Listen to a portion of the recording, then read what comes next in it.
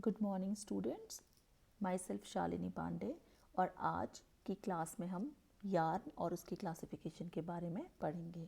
तो यार्न, जिसे हम सूत भी कहते हैं, या फिर अगर हम सरल भाषा में कहें तो इसे हम धागा भी कह सकते हैं। तो धागा हम देखेंगे कि हमारे आसपास कई रूप में मौजूद रहता है। जिससे धागे से हम स्टिचिंग करते हैं, वह भी एक प्रकार का धागा है, या फिर जिससे हम बुनाई करते हैं, या जिससे हम क्रॉचेटिंग करते हैं, या जिससे हम मैक्रेमे वर्क कर रहे हैं। ये सभी धागों के हमारे आसपास पाए जाने वाले उदाहरण हैं। तो ये तो हो गए धागों के उदाहरण। तो धागा आखिरकार हम किसे कहते हैं, या सूत हम किसे कहते हैं? तो जैसा कि हमने पहले क्लासेस में पढ़ा कि जो रेशे या तंतु हैं वह वस्त्र निर्माण की मूलभूत इकाई होते हैं, और रेशों से मिलकर हम सूत का निर्माण करते हैं या धागों का निर्माण करते हैं, और फिर उसके बाद धागों का उपयोग करके हम वस्त्र का निर्माण करते हैं। तो अगर हम सूत को परिभाषित करें तो हम कह सकते हैं कि जो रेशे हैं उनकी लंबी लंबी बटाई करके जो हमें लंबी संरचना प्राप्त हो रही है, जिसका उपयोग हम कपड़ा बनाने के लिए कर रहे हैं या जिसका उपयोग हम बुनाई के लिए कर रहे हैं, उसको हम कह रहे हैं सूत। तो जो सूत है वो गूंदे हुए जो तंतु हैं उनकी एक लंबी चेन है। तो उससे क्या है, हम तंतुओं को आपस में गूंथकर एक दूसरे के साथ जोड़कर लंबी चेन का निर्माण करते हैं, और फिर हम उसमें कुछ ट्विस्ट, मरोड़ने की प्रक्रिया, उसमें ट्विस्ट इनकॉर्पोरेट करके उसको मजबूती प्रदान करते हैं। तो अगर हम सूत देखें तो सूत को बनाने के लिए हमें क्या करना है, जो रेशे हैं उन्हें पास पास समानांतर तरीके से रखकर उन्हें आपस में चिपका कर, खींच कर और ट्विस्ट देकर जब हम बटाई करते हैं, उसको गूंथते हैं, तो उससे क्या होता है, हमें अविरल लंबाई की एक संरचना प्राप्त होती है, जिसे हम यार्न या सूत या धागा कहते हैं। तो ये राइट साइड में देखेंगे आप, पिक्चर बनी है, तो ये सभी क्या है, धागा का उदाहरण आपके सामने दिया हुआ है। तो धागा जो है वो रेशों से मिलकर बनता है, और हमने पिछले वीडियो में पढ़ा था कि जो स्पिनिंग की प्रक्रिया है, जो कताई प्रक्रिया है, उसके द्वारा धागे का निर्माण किया जाता है। पहले धागे का निर्माण तकली पे, चरखे पे किया जाता था, लेकिन वर्तमान में मशीन्स हैं हमारे पास, स्पिनिंग मशीन्स उपलब्ध हैं, उनके द्वारा जो स्पिनिंग की प्रक्रिया है, धागों के निर्माण की प्रक्रिया, उनके द्वारा संपन्न की जाती है। तो अगर हम धागे की बात करते हैं तो धागे में एक कुछ टर्म्स हैं या कुछ पॉइंट्स हैं जो हमें ध्यान रखने की या समझने की ज़रूरत होती है। तो इसमें हमने पढ़ा कि हम धागों का निर्माण कर रहे हैं, रेशों को समानांतर रख के उनको ट्विस्ट दिया जाता है। तो ट्विस्ट क्या है? तो अगर हम ट्विस्ट को परिभाषित करें तो हम कह सकते हैं कि जो ये धागा है, इसकी अगर हम एक्सिस ले लें, इसके अराउंड जो एक सर्पाकार जो स्ट्रक्चर बन रहा है ना, तो इसको हम कहते हैं ट्विस्ट या ऐंठन। तो जब हम रेशों को पास रख के इन्हें घुमाते हैं तो उससे यह ट्विस्ट इन धागों में इनकॉर्पोरेट होती है।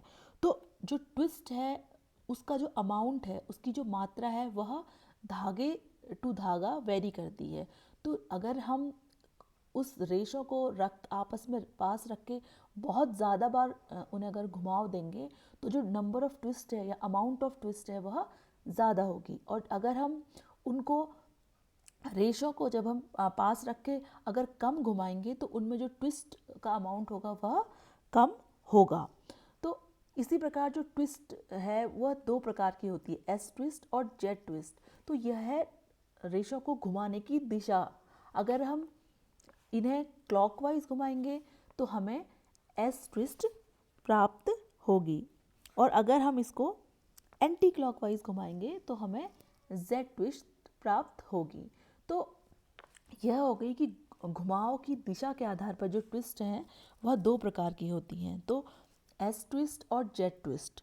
तो जो घुमाव है या ट्विस्ट है, प्रत्येक धागे में हमें अलग अलग पाया जाता है। तो जो ट्विस्ट है, अमाउंट ऑफ ट्विस्ट है, उसमें भिन्नता अनेक कारणों से पाई जाती है कि अगर तंतु लंबा होगा तो हमें उसमें कम ट्विस्ट डाल के हम उससे धागे का निर्माण कर लेंगे, लेकिन अगर रेशा छोटा होगा तो अगर हमें उस छोटे रेशे से धागा बनाना है तो हमें ज़्यादा अमाउंट ऑफ ट्विस्ट को डालना होगा।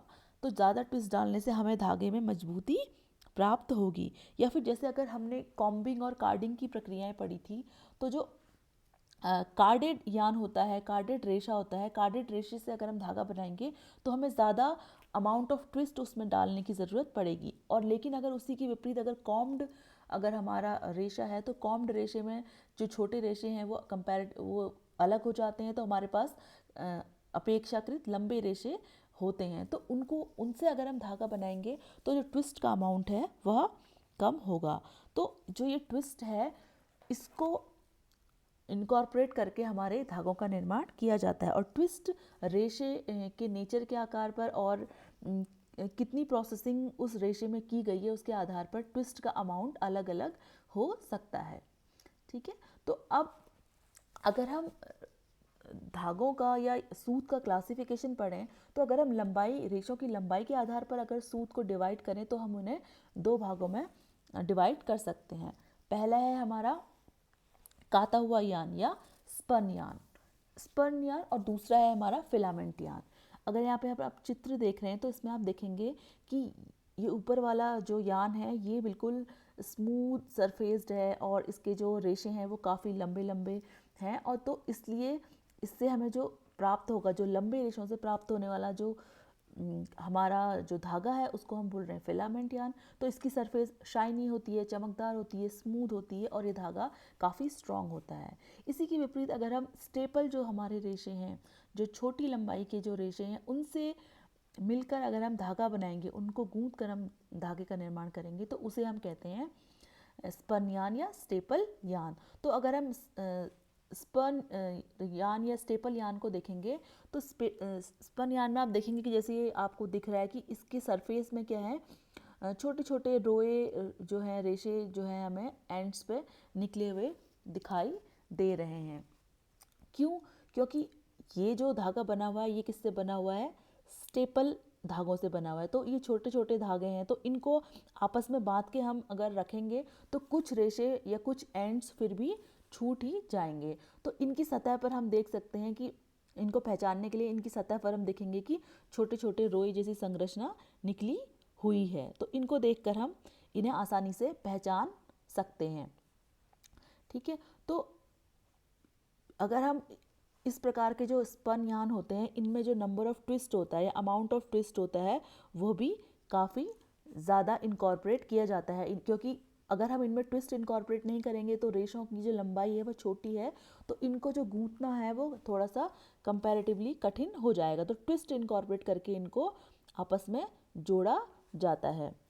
ठीक है, तो अगर हम देखें तो रेशम के अलावा जितने भी हमारे नेचुरल फाइबर्स हैं, नेचुरल रेशे हैं, उनसे जो धागों का निर्माण होता है वह उनसे बनने वाला जो धागा है उसको हम कहते हैं स्पन यान। तो स्पन यान है, जो इनसे बने हुए कपड़े होते हैं वो कंपैरेटिवली ज़्यादा कंफर्टेबल होते हैं। क्यों? क्योंकि इसमें छोटे छोटे रेशे ऐसे निकले हुए हैं, तो इससे क्या होता है, जो कपड़ा होता है वो हमारी शरीर पे चिपकता नहीं है, क्योंकि वो स्मूथ नहीं है, उसमें ऐसे छोटे छोटे एंड्स निकले हुए हैं। तो इस वजह से जो कपड़ा है वो पहनने में काफ़ी कंफर्टेबल होता है, क्योंकि वो हमारी बॉडी से चिपकता नहीं है। इसके अलावा अगर हम इन धागों की एक विशेषता देखें तो इन धागों पे क्या होता है कि छोटे छोटे ये जो रेशे निकले हुए हैं इसकी वजह से क्या हो जाते हैं, इनमें रोए निकल जाते हैं, है ना। रोए निकलने से क्या होता है कि इनकी अपीयरेंस जो होती है फिर वो फीकी पड़ने लग जाती है, और इसमें छोटे जो रोए हैं वो आपस में चिपक कर एक बॉल जैसी भी बना देते हैं। तो इस प्रॉब्लम को हम बोलते हैं पिलिंग की प्रॉब्लम। तो इन रेशों में या इस प्रकार के जो धागे हैं उनमें पिलिंग की प्रॉब्लम्स और रोए उठने की समस्या पाई जाती है। तो ये हो गए आपके स्पन यान। तो स्पन यान के बाद अगले यान जो हमारे आते हैं वो हैं फिलामेंट यान। तो फिलामेंट यान को अगर हम देखें तो जो जितने भी मानव निर्मित रेशे हैं या मानव निर्मित उनसे बनने वाले जो धागे हैं उनको हम बोलते हैं फिलामेंट यान, क्योंकि जो मानव निर्मित रेशे होते हैं उनकी लंबाई अनंत होती है, उनकी लंबाई को हम रेगुलेट कर सकते हैं। तो उनसे बनने वाले जो धागे हैं उनको हम बोल रहे हैं फिलामेंट यान। तो फिलामेंट यान को भी दो प्रकार के होते हैं, एक होते हैं आपके नियमित या चिकने फिलामेंट यान और दूसरे होते हैं आपके टेक्सचर्ड फिलामेंट यान।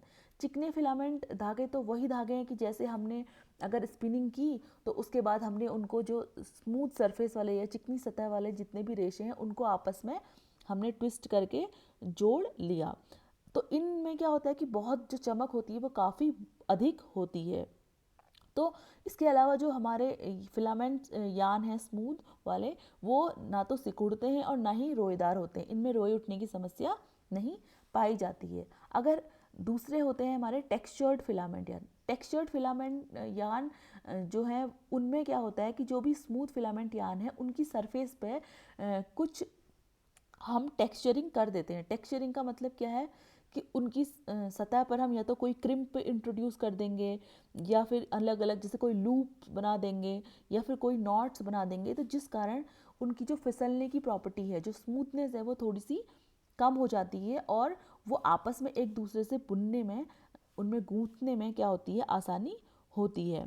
तो जो फिलामेंट यान है उनको टेक्सचर्ड बनाने के लिए विभिन्न जो थर्मल एप्लीकेशंस हैं या भौतिक क्रियाएं होती है उनमें की जाती है। तो जो बनावट वाले धागे होते हैं इनकी जो सरफेस होती है इनको हम थोड़ी सी स्मूथ से बदल कर इसमें क्रिम्प इंट्रोड्यूस कर देते हैं या फिर हम इसमें कोई नॉट इंट्रोड्यूस कर देते हैं, तो जिस कारण इनका भारीपन और जो खिंचाव है वह बढ़ जाता है। और जैसे अगर हम एग्जाम्पल के लिए अगर हम नायलॉन का कोई अपना मोजा लें और उसमें से हम एक धागा खींचें तो हम देखेंगे कि उससे जो निकाला हुआ धागा है वो एक लहरदार संरचना लिए हुए होगा। तो वह धागा टेक्सचर्ड फिलामेंट यान का उदाहरण है ना। तो ये हो गया फिलामेंट यान। ये देखिए जैसे फिलामेंट यान चित्र में आपको दिख रहा है तो इसकी सरफेस काफ़ी स्मूथ है और यह जो हमारे कंटिन्यूस जो हमारे फाइबर्स होते हैं जिनको हम कह रहे हैं क्या, फिलामेंट फाइबर, उनसे मिलकर बने हुए होते हैं। अब दूसरा डिवीजन जो हम देखते हैं धागों का वह है कि उसमें जो धागा है उसमें नंबर ऑफ पार्ट्स कितने हैं, उसके आधार पर जो है जो हमारा सूत है वो अलग अलग प्रकार का होता है। तो अगर उसके आधार पर सूत है दो प्रकार का, पहला है साधारण सूत और दूसरा है नोवेल्टी सूत। तो जो साधारण सूत है वह भी आगे दो प्रकार का है, एकल और प्लाई। और नोवेल्टी सूत में अनेक प्रकार के सूत आते हैं, जैसे गांठयुक्त सूत है, लूप है, स्लब है या फेदर है, ये सभी। तो अगर हम साधारण सूत की बात करें तो साधारण सूत क्या है, ऐसा धागा जो जिसकी लंबाई जो मोटाई में, गोलाई में या सरफेस में या प्रति इंच जो उनमें ट्विस्ट का नंबर है, ऐंठन का की संख्या है, वो लगभग क्या होती है, एक जैसी होती है। तो अगर हम देखेंगे तो साधारण सूत का जो डायामीटर है, जो उसका व्यास है, वह पूरे धागे में एक समान होता है और जो नंबर ऑफ ट्विस्ट की संख्या है प्रति इंच में, प्रति सेंटीमीटर में, प्रति मीटर में, वह भी लगभग क्या होती है, बराबर होती है। तो जो हमारे वस्त्र हैं कॉमन जो यूज़ होने वाले या घर में प्रयोग होने वाले जो कपड़े हैं वो इन्हीं सूत से, जो सिंपल यान है उनके द्वारा ही बनाए जाते हैं। तो जो सिंपल यान है वो भी क्या है, फर्दर आगे दो प्रकार के हैं, एक तो है आपके एकल तंतु और दूसरे हैं प्लाई सूत और तीसरे हैं आपके कॉर्ड सूत। तो अगर हम सिंगल जो तंतु है, सिंगल यार्न है, सिंगल यार्न की बात करें तो सिंगल यार्न में क्या होता है कि हमने रेशे लिए और रेशों को उनको घुमाव देकर, ट्विस्ट देकर धागे का निर्माण कर लिया। तो इस प्रकार जो धागा बनेगा इसको हम बोलते हैं एकल सूत या सिंगल यान। तो सिंगल यान जो है इसमें सिर्फ एक ट्विस्टिंग ऑपरेशन होता है कि हमने रेशे लिए, रेशों को हमने ट्विस्ट किया और जो धागा बना उसको हम बोलेंगे सिंगल यान। उसके बाद जब हम दो या दो से अधिक सिंगल यान को आपस में मिलाएंगे और ट्विस्ट करेंगे और फिर इसे गूंथ लेंगे तो जो हमारा धागा बनेगा उसको हम बोलेंगे प्लाई यान। तो प्लाई यान में क्या है, 2 ट्विस्टिंग ऑपरेशन हो रहे हैं। पहला ट्विस्टिंग ऑपरेशन तो जब हमने सिंगल यान बनाया था उसमें हुआ था, और फिर जब 2 सिंगल यान है उनको हम आपस में लेंगे और फिर हम उसमें ऐंठन देंगे या उसे घुमाएंगे, उसमें घुमाव डालेंगे और उसके बाद ट्विस्टिंग ऑपरेशन दोबारा करेंगे। तो जो हमारा प्लाई यान है वह 2 ट्विस्टिंग ऑपरेशन के द्वारा बनता है, क्योंकि इसमें हम क्या कर रहे हैं, 2 सिंगल यान को कंबाइन करके या उससे 2 या 2 से अधिक सिंगल यान को ट्विस्ट करके इस धागे को बना रहे हैं। तो जो ये जो ट्विस्ट, अगली जो ट्विस्ट होती है, सेकंड ट्विस्ट होती है जिस पर वो इंट्रोड्यूस की जाती है, उस मशीन को हम कहते हैं ट्विस्टर, है ना। तो अगर हम साधारण भाषा में कहें तो 2 या 2 से अधिक जो साधारण सूत हैं, सिंगल यान हैं, उनको मिलाकर अगर हम धागे का निर्माण करें तो जो हमें मिलेगा वो मिलेगा हमें प्लाई सूत, प्लाई यान। तो प्लाई सूत कितने सिंगल सूत को मिला के बना है उसके आधार पर प्लाई सूत 2 प्लाई का हो सकता है। जैसे चित्र में 2 प्लाई है, अगर इसमें 3 धागे होते, 3 सिंगल यान से मिलके बनता है तो इसे हम कहते हैं 3 प्लाई या फिर मल्टी प्लाई। तो 3 से अधिक प्लाई होती तो उसे हम बोलते हैं मल्टी प्लाई। ठीक है, तो ये हो गया आपका प्लाई यान। उसके बाद अगला है आपका कॉर्ड यान। कॉर्ड यान क्या है, कॉर्ड यान में जब हम 2 या 2 से अधिक प्लाई यान को आपस में मिलाकर धागे का निर्माण करते हैं तो हमें क्या प्राप्त होता है, कॉर्ड यान प्राप्त होता है। तो इसके लिए हम तीन प्लाई यान को मिला सकते हैं, 2 प्लाई यान को मिला सकते हैं या 3 प्लाई यान को मिला सकते हैं। तो हम देखेंगे कि सिंगल यान जो रेशों को ट्विस्ट करके बन रहा है, सिंगल यान जब 2 सिंगल यान को मिलाएंगे तो हमें मिलेगा प्लाई यान, और जब हम 2 प्लाई यान, 2 से अधिक प्लाई यान को मिलाएंगे तो हमें मिलेगा कॉर्ड यान। तो जैसे कि हम देखते हैं हमारे आसपास जो रस्सी होती हैं, जो रस्सियाँ बनी होती हैं, वो जनरली कॉर्ड यान का उदाहरण होती हैं उनमें, क्योंकि आप देखेंगे कि 2 या 2 से अधिक प्लाई यान से मिलकर उन्हें बनाया जाता है। तो ये हो गए सभी साधारण सूत, क्योंकि इन सभी धागों में आप देखेंगे कि इनकी जो मोटाई है वो पूरी संरचना में लगभग एक जैसी होती है। इनकी मोटाई में कोई लंबाई के साथ कोई अंतर नहीं आता है, और जो नंबर ऑफ ट्विस्ट है वो भी इनमें इस धागे की लंबाई में पूरे ऑपरेशन में समान रहती है। तो ये हो गए आपके साधारण सूत। अब दूसरे हैं हमारे नॉवेल्टी सूत। अगर नॉवेल्टी सूत की बात करें तो नॉवेल्टी सूत मुख्य रूप से क्या होता है कि 2 या 2 से अधिक किस्म के धागों को आपस में मिलाकर बनाए जाते हैं। तो अगर हम नॉवेल्टी सूत की संरचना देखें तो नॉवेल्टी सूत में जनरली 3 प्रकार के धागों से मिलाकर नॉवेल्टी सूत बनाए जाते हैं। तो यहाँ चित्र में आप देख रहे हैं कि इसमें क्या होता है, एक सेंटर का जो धागा होता है जिसके ऊपर लपेटकर अन्य धागे लपेटे जाते हैं और सूत का जो निर्माण किया जाता है। तो ये जो अंदर का धागा है जिसके ऊपर अन्य धागे लपेटे जाएंगे जिससे नॉवेल्टी यान बनेगा, तो इस कोर वाला जो धागा है, जो सेंटर वाला धागा है, इसको हम कहते हैं कोर यान, क्योंकि ये एक तरह का बेस या इस धागे के लिए एक तरह का बेस प्रदान करता है। तो इस धागे को हम कहते हैं कोर यान। ठीक है, उसके बाद हमारा दूसरा यान आता है फैंसी यान। फैंसी यान क्या यान है, क्योंकि अगर हम नॉवेल्टी सूत देखें तो नॉवेल्टी सूत ऐसे सूत हैं कि ये अपनी लंबाई में या अपने आकार में, अपने डायमीटर में अलग अलग होते हैं। तो इनमें क्या होगा कि छोटे छोटे अंतराल पे या तो कुछ लूप बने होंगे या फिर कोई गांठ बनी होगी या फिर बीच में कोई नॉट बनी होगी। तो इस तरह से ये धागे होते हैं। तो अगर हम देखेंगे तो इनकी लंबाई में जो इनका व्यास है पूरे धागे का वो असमान होता है। इनकी जो पूरा डायमीटर है धागे का वो एक समान नहीं होता है। कहीं पे डायमीटर ज़्यादा होगा, कहीं पे कम होगा, कहीं पे जो लूप है वो बाहर निकला होगा, कहीं पर अंदर होगा। तो इस प्रकार से इनकी संरचना होती है। तो जो दूसरा यान है वो फैंसी यान है। फैंसी यान क्या है कि जो सतह पर जो संरचना बनानी है, जैसे लूप बनाना है या नॉट बनानी है या रोए उठाने हैं, तो इसके लिए इस धागे का उपयोग किया जाता है। तो उस धागे को हम बोल रहे हैं फैंसी यान, की जो टेक्सचर बनाने के लिए या इसमें नए नए टेक्सचर्स को बनाने के लिए जिस धागे का उपयोग करते हैं उस धागे को हम बोल रहे हैं फैंसी यान। फिर तीसरा यान जो हमारा आता है वो बाइंडर यान है। तो बाइंडर यान क्या कर रहा है, जो फैंसी यान है जो टेक्सचर प्रोवाइड कर रहा है नोवेल्टी यान को, अलग अलग संरचनाएं उसकी सरफेस पे बना रहा है, उसको कोर यान से बांधने के लिए जो धागा इस्तेमाल किया जाता है उस धागे को हम कहते हैं बाइंडर धागा, है ना। तो जो नॉवेल्टी सूत हैं, जितने भी नॉवेल्टी सूत हैं वो लगभग इन कम से कम इन 3 धागों से मिलकर बने होते हैं। तो उनकी संरचना में ये 3 पार्ट होने बहुत ज़रूरी हैं। तो जो नॉवेल्टी धागे होते हैं उनका निर्माण क्या होता है, जो ड्रेस है हमारी, जो वस्त्र हैं, जो हम कपड़ा बुनेंगे, उसको कुछ विशेष इम्पैक्ट देने के लिए किया जाता है। तो अगर हम इनको देखेंगे तो ये आकार में क्या होते हैं, असमान होते हैं, और इनके रंग में भी भिन्नता पाई जाती है, और इनके स्ट्रक्चर में क्या होती है, कई प्रकार की अनियमितताएं भी पाई जाती हैं। ठीक है। तो जो यह धागे हैं इनके अलग अलग तरह के अलग नाम हैं, अलग प्रकार हैं, है ना। तो इनके जो रूप है, इनको देख जैसे दिखाई देते हैं उसके आधार पर इनमें जैसे अलग अलग प्रकार के होते हैं। जैसे कुछ में अगर हम देखेंगे तो लूप बने होंगे, तो उसे हम बोलेंगे लूप यान। जैसे ये धागा है, इसमें स्लब बने हुए हैं, ये जो संरचना है यहाँ पर ये पतले स्लब है, फिर ये मोटे मोटे थोड़े से और मोटे, तो इस या धागे को हम बोलेंगे क्या, स्लब यान। तो नियमित अंतराल पर इसमें क्या है, मोटे और पतले क्या है, और ऐसे क्षेत्र हैं इस धागे की लंबाई में, तो इस धागे को हम कहेंगे क्या, स्लब सूत्र। इस तरह जो ये धागा है जिसमें ऐसे रेशे निकले हुए हैं, इसको हम बोलते हैं सनील या पिच सूत। तो इसमें क्या होते हैं, रोए निकले हुए होते हैं। तो इसका उपयोग जैसे कालीन है, गलीचे हैं, इनको बनाने में ज़्यादातर किया जाता है ना। इसी प्रकार से जो ये धागा है इसमें लंबाई में क्या निकले हुए, लूप बने हुए हैं, तो इसको हम कहेंगे लूप यान। तो ये सभी क्या है, टेक्सचर्ड यान के उदाहरण हैं। अगर आप देखेंगे जैसे राखी बनाने वाले धागे हैं,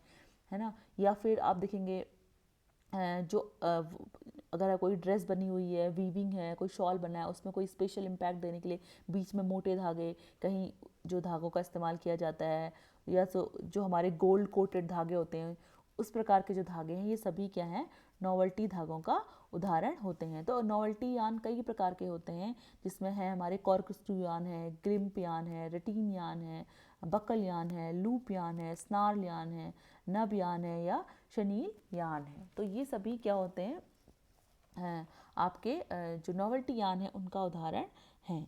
तो इस प्रकार हम कह सकते हैं कि जो धागे हैं वो क्या है, रेशों से मिलकर बनने वाली जो लंबी सतत संरचना है, जिसका उपयोग हम बुनाई की प्रक्रिया के लिए या वस्त्रों को बनाने के लिए कर रहे हैं, उन्हें हम कह रहे हैं क्या, यान, सूत या धागे। और धागे हमारे उनके जो प्रकार हैं वह 2 प्रकार से उनको डिवाइड किया गया है। पहला है उनकी रेशों की लंबाई के आधार पर। रेशों की लंबाई के आधार पर जो हमारे धागे हैं वह 2 प्रकार के हैं, एक है स्पन यान और दूसरे हैं फिलामेंट यान। और जो उनमें नंबर ऑफ पार्ट्स पाए जा रहे हैं उसके आधार पर भी जो धागे हैं वह 2 प्रकार के हैं, एक है हमारे साधारण धागे और दूसरे हैं हमारे नॉवेल्टी धागे। आई होप आपको आज की क्लास समझ में आई होगी। अब हम नेक्स्ट टॉपिक अपना अगली क्लास में पढ़ेंगे। तब तक के लिए थैंक यू।